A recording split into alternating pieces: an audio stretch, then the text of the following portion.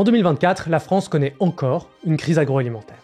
D'un côté, des agriculteurs sont pris en étau par des prix de vente faibles et la hausse des coûts des énergies fossiles, des conséquences de catastrophes naturelles ou de leur prévention.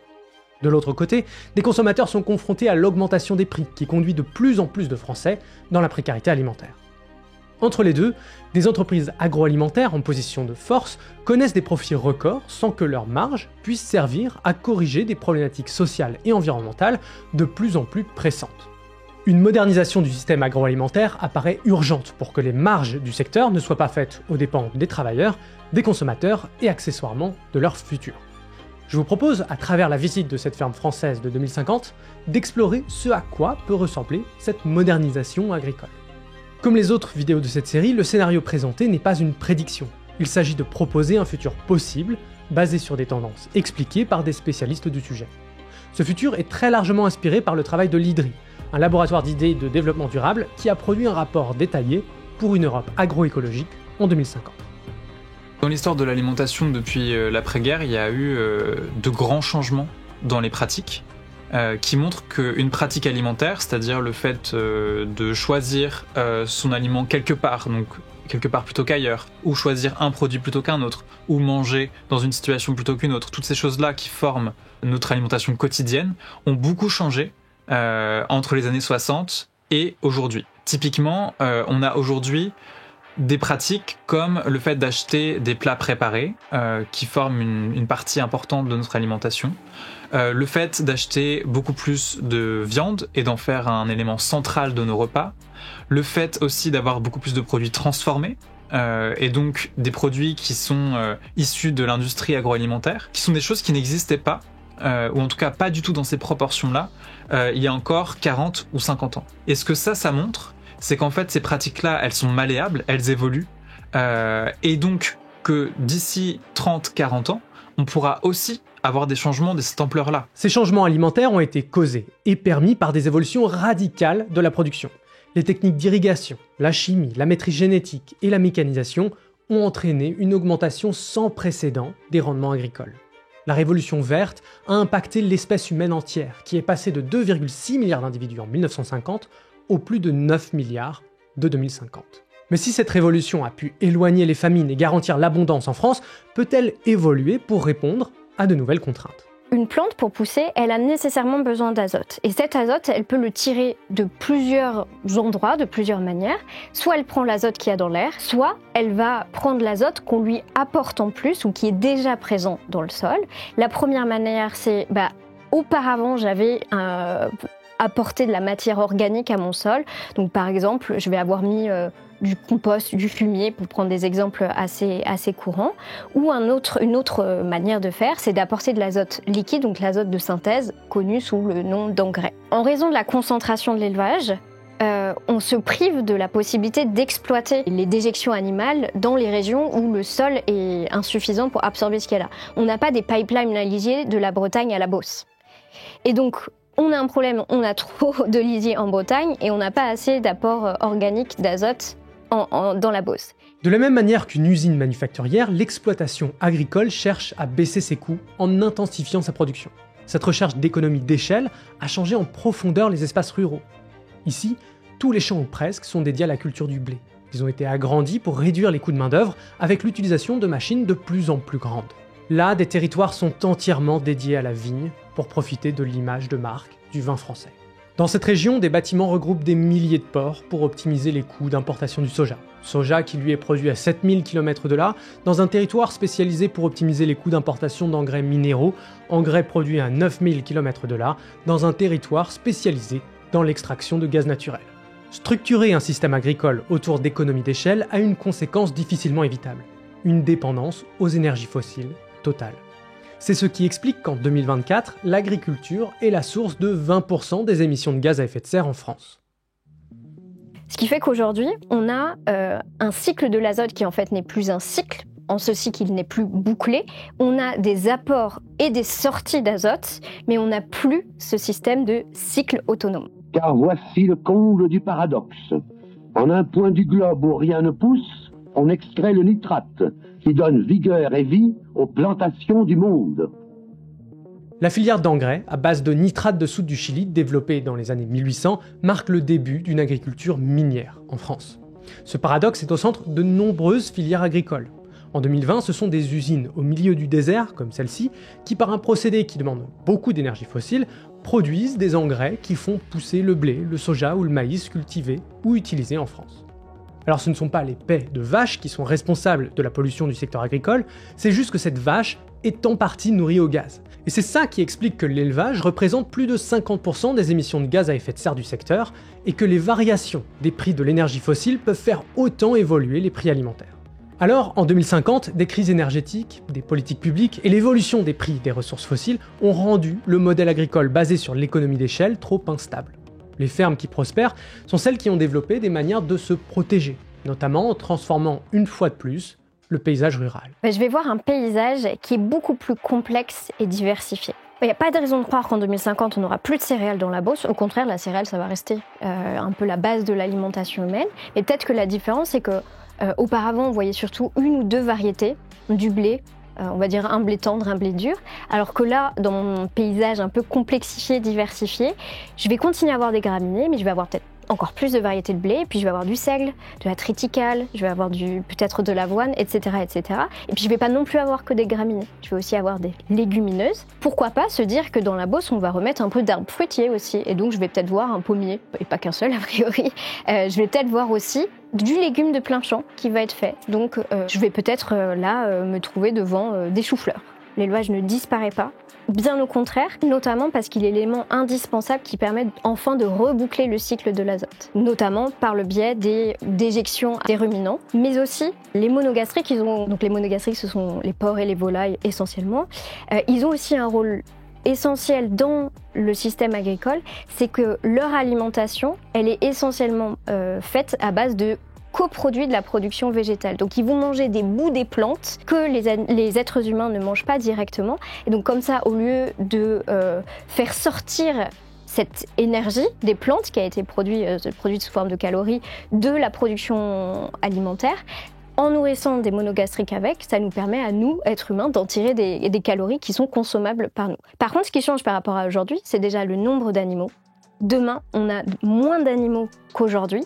On a des animaux qui sont beaucoup plus répartis sur le territoire, donc on a déconcentré l'élevage par rapport à ce qui se fait aujourd'hui. Et encore une fois, on a une plus grande diversité, c'est-à-dire que dans un même territoire, l'idéal, c'est d'avoir un peu de ruminants, un peu de monogastriques. Après un court abandon, cette ferme a été reprise en 2042. Comme la plupart des nouveaux installés, les repreneurs ne sont pas issus du milieu agricole. Une formation et une filière d'organismes publics et privés ont aidé à lancer la production. L'élevage porcin, par exemple, a été recommandé et encouragé sur cette ferme pour répondre à un excédent de coproduits céréaliers de la région. Mais si les pratiques ont pu changer aussi rapidement, c'est aussi parce que le secteur connaît depuis les années 2020 une crise sociale profonde. Une vague de départ en retraite massive qui vide les champs. Un tiers des chefs d'exploitation en 2020 ont plus de 55 ans.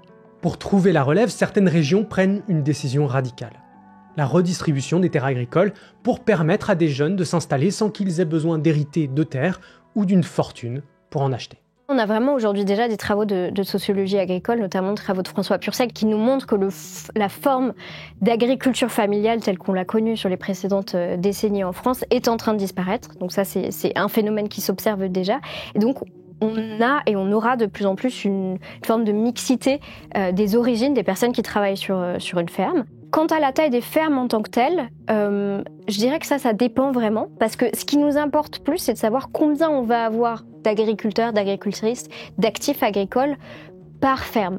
Donc moi, j'ai aucun problème à m'imaginer qu'en 2050, on va avoir une ferme de par exemple 350 hectares, mais je vais peut-être avoir 6 jeunes associés dessus, et donc par personne, ça fera pas du tout une taille de ferme à gérer qui serait incompatible avec l'agroécologie. La nécessaire complexification aussi de la production agricole donne probablement un avantage aux formes dites collectives d'exploitation agricole, où on a donc plusieurs personnes qui exercent sur une même ferme, et ça permet à ces personnes d'exprimer chacune leur talent, leur savoir-faire particulier. Ça permet d'envisager l'agriculture comme une activité relativement normale dans laquelle on peut aussi avoir des week-ends, pas travailler la nuit ou prendre parfois des vacances. En tout cas, c'est ce qu'on perçoit déjà dans les aspirations des nouveaux installés aujourd'hui en agriculteur qui ont des profils dans lesquels ils veulent avoir une vie en dehors de leur métier d'agriculteur, d'agricultrice, qui se comprend plutôt bien.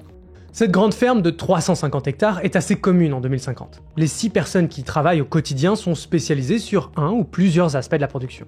Ces grandes fermes, qui sont de petites entreprises, varient dans les organisations internes, mais elles ont changé radicalement l'image du métier. Le rajeunissement, la féminisation, la normalisation des conditions de travail et le regain d'attractivité des métiers agricoles ont changé les regards. Mais il existe encore de très fortes tensions dans ce secteur en 2050. Les oppositions entre la productivité agricole et les considérations environnementales sont vraiment au centre de débats difficiles. Mais derrière ces tensions inévitables, des tendances aux effets catastrophiques en 2020 ont-elles été inversées ? La complexification, elle repose entre autres choses sur une diminution de la taille des parcelles. Ça ne veut pas dire qu'on va avoir des parcelles aussi petites qu'un jardin, c'est pas ça, mais c'est que plus la parcelle elle est grande, plus c'est difficile d'arriver à gérer naturellement, on va dire, les adventices, les mauvaises herbes ou les parasites ou les ravageurs. La diminution de l'utilisation des pesticides et des engrais faisait consensus dès 2020, mais se retrouve dans la communication du gouvernement français et de syndicats agricoles majeurs. La réduction de la taille des parcelles pour limiter l'usage des intrants a été facilitée par une nouvelle vague de mécanisation qui n'est plus basée sur le gigantisme des outils pour travailler vite, mais sur des équipements plus légers et surtout automatisés. On aura bien sûr encore besoin de machines pour nous aider à la production alimentaire. Et donc, on peut imaginer que la créativité, le génie technique humain va peut-être nous permettre d'inventer des machines qui sont un peu plus adaptées à chaque territoire, à chaque production. Typiquement, on sait qu'il y a des tâches qui sont très pénibles humainement, physiquement à faire, comme le désherbage quand on fait du désherbage manuel ou de la récolte ou ce genre de choses. Et beaucoup d'acteurs aujourd'hui misent sur le développement de ces technologies, notamment pour faire face à la raréfaction de main-d'œuvre. Donc on voit émerger des machines qui permettent de réaliser des tâches en se passant de l'être humain. Par exemple, un robot désherbeur qui va désherber à la place d'une personne. Pour savoir si ce genre d'outils pourront être toujours présents en 2050, ça suppose de sortir un peu de la réflexion seulement agricole et de savoir de quelles ressources au sens très large on va disposer. Pourquoi pas, si les ressources le permettent, continuer à compter sur la technologie pour nous permettre d'avoir une agriculture la plus performante économiquement et environnementalement parlant. La robotisation a accéléré l'évolution des paysages ruraux. Les champs sont de plus en plus conçus et marqués pour faciliter des parcours automatisés. Des routes rurales ont été fermées à la circulation au profit de ces machines autonomes qui circulent lentement et silencieusement, de jour comme de nuit. Cette mécanisation permet de maintenir une productivité par agriculteur élevée. Mais ça ne résout pas la question d'une baisse de la productivité par hectare liée à une diminution de l'usage des engrais minéraux. Si cette exploitation permet de nourrir sa part d'humain, c'est que d'autres changements ont eu lieu pour améliorer l'efficacité du système alimentaire. Dans un système d'agroécologie, on estime, en tout cas en grande culture, donc par exemple quand on fait du blé ou du maïs, que l'agroécologie, elle a des rendements un peu plus faibles que l'agriculture dite conventionnelle aujourd'hui. Par contre, ça qui est souvent vu comme un synonyme de décroissance, de faim dans le monde, etc., en fait, si on le replace dans l'ensemble d'un système alimentaire agroécologique, en soi, c'est pas forcément un problème. Ce qui importe vraiment, c'est combien de calories notre système alimentaire en tout y produit et combien il lui a fallu de calories pour savoir produire ça. Donc c'est à quel point il est efficace dans sa capacité à générer de la calorie. Et ça, le système agroécologique, il est beaucoup plus efficace pour produire de la calorie parce qu'il lui faut aussi moins de calories pour pouvoir produire de la calorie humaine. En 2050, les flux alimentaires se sont resserrés. Plutôt que de dépendre d'importations d'engrais fossiles, d'importations de soja ou de reposer sur des marchés d'exportation, les exploitations françaises sont dépendantes de flux plus courts. Les partenaires sont régionaux, comme cet organisme de gestion de l'eau et des déchets d'une métropole qui livre des engrais organiques de qualité et qui a investi pour permettre que ces eaux usées puissent participer à irriguer ses alentours. Alors si ces flux locaux ont pris de l'importance dans ce modèle, l'agriculture reste mondialisée. Les variations climatiques créent des surplus de production qui sont écoulés ailleurs. Des navires vraquiers transportent encore des céréales à travers le monde entier pour répondre aux besoins des pays disposant de peu de terres cultivables. Contrairement à l'idée reçue qu'on peut avoir, l'Union européenne, elle est importatrice nette de calories et importatrice nette de protéines. Donc aujourd'hui, c'est pas l'Union européenne qui nourrit le monde, c'est le reste du monde qui nourrit l'Union européenne. Il s'est développé une industrie agroalimentaire basée sur la production de valeur ajoutée. Il s'agit de transformer du raisin peu cher en vin AOC mis en bouteille au château, du cacao importé en tablettes de chocolat de marque, ou de transformer du maïs et du soja des Amériques en viande sous drapeau français.